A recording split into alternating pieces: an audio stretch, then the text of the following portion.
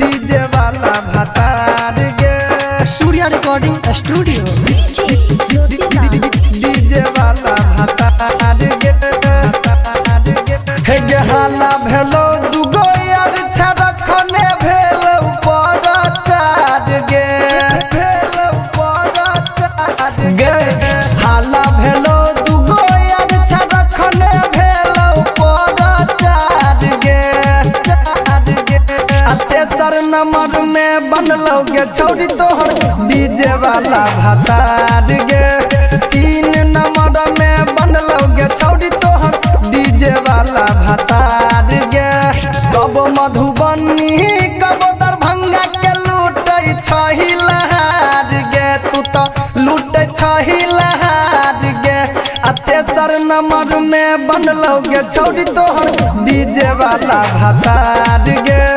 3 number में बनलोगे छौरी तोहर डीजे वाला भतार गे भतार गे बनलोगे छौरी तोहर भतार गे।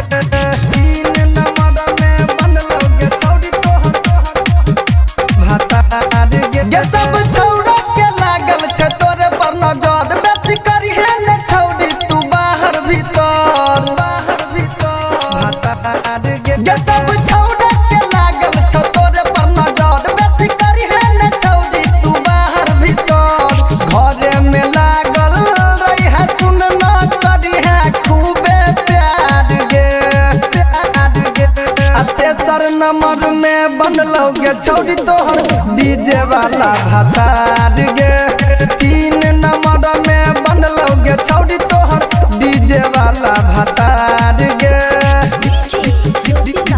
डीजे वाला भतार गे सिंगिंग बाय मुकेश नवाली। डीजे वाला भतार गे छौरी मुकेश मवाली के बतिया ले मान नहीं तो राहुल इंदेश तोहर ले तो जान भतार गे। छौरी मुकेश मवाली के बतिया ले मान नहीं तो सोचिले संतोष तोहर ले तो जान। पर मोदिया दब सूर्य कहो भूल जो पुरन का याद के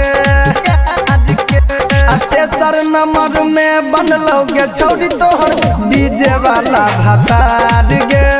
3 नंबर में बनलोगे छौरी तोहर डीजे वाला भतार गे।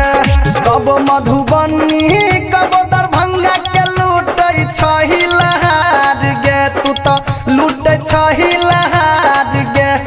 तेसर नंबर में बनलोगे छौरी तोहर डीजे वाला भतार गे।